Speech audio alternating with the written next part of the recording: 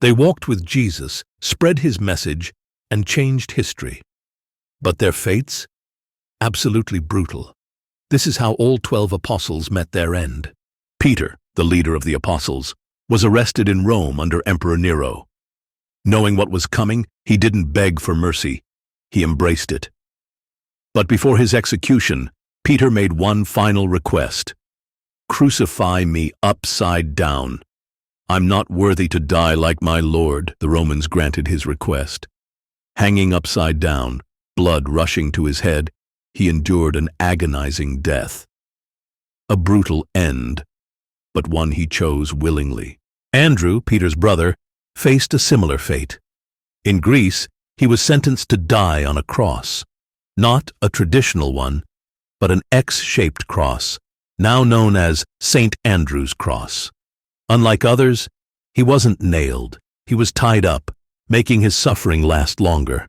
For 2 full days he hung there, refusing to give in, still preaching to those around him until he finally took his last breath. James, one of Jesus' closest disciples, was the first apostle to be martyred. King Herod Agrippa saw him as a threat and ordered his execution. But here's the twist. One of his accusers was so moved by James' courage that he converted to Christianity and was executed alongside him. With one clean swing of the sword, James was beheaded, marking the first bloodshed among the apostles. John is the only apostle who wasn't brutally killed. But that doesn't mean they didn't try. The Romans attempted to boil him alive in oil, but he survived. Since they couldn't kill him, they exiled him to the island of Patmos, where he wrote the book of Revelation. He eventually died of old age, outliving all the other apostles. He witnessed their suffering and was the last man standing. Philip traveled to modern-day Turkey, where he fearlessly preached the gospel, but the local authorities weren't having it. He was arrested and sentenced to death. Some sources say he was stoned, but the most accepted account says he was crucified upside down. As he hung there suffering, he continued to preach, turning his own execution into one final sermon. Bartholomew. Bartholomew's fate is one of the most horrific. In Armenia, he converted a king to Christianity. The king's brother? Not happy. As punishment, Bartholomew was skinned alive, literally peeled to death. And if that wasn't enough, they beheaded him afterward. His gruesome death became a symbol of extreme faith in the face of torture. Thomas, the one who doubted, ended up traveling the farthest, reaching India. There he spread Christianity, but local rulers saw him as a threat. A group of men ambushed him, driving a spear through his body. The same man who once doubted Jesus' resurrection now died for his faith. No doubts left. Matthew, the former tax collector, was spreading Christianity in Ethiopia when he was killed. Some accounts say he was stabbed, others say he was beheaded. Either way, he paid the ultimate price for his faith, dying as a martyr in a foreign land.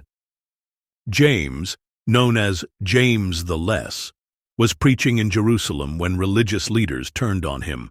They dragged him to the top of the temple and threw him off, but he didn't die immediately. As he struggled on the ground, they finished him off with a club to the head. His own people rejected him and killed him. Jude, also called Thaddeus, was spreading Christianity in Persia, but his message didn't sit well with the rulers. He was captured and beaten to death with clubs. He was known for his powerful preaching, but in the end, his words cost him his life. Simon the Zealot was known for his fiery passion, but his fate, unclear. Some say he was crucified, others say he was sawn in half. Either way, he was executed for spreading the gospel, meeting a gruesome end like the others. And then there's Judas. After betraying Jesus for 30 silver coins, he was consumed by guilt. He tried to return the money, but it was too late. Unable to live with what he had done, he hanged himself. His name became forever linked with betrayal, and his fate, one of self-destruction. No one willingly dies for something they know is false. These men didn't just believe in Jesus. They saw him, walked with him, witnessed his miracles, and they were willing to suffer and die rather than deny what they knew to be true. If Jesus was a myth, if the resurrection never happened, why didn't even one of them break? Not one of them recanted. They chose death over denial because they knew he was real. He was the Son of God.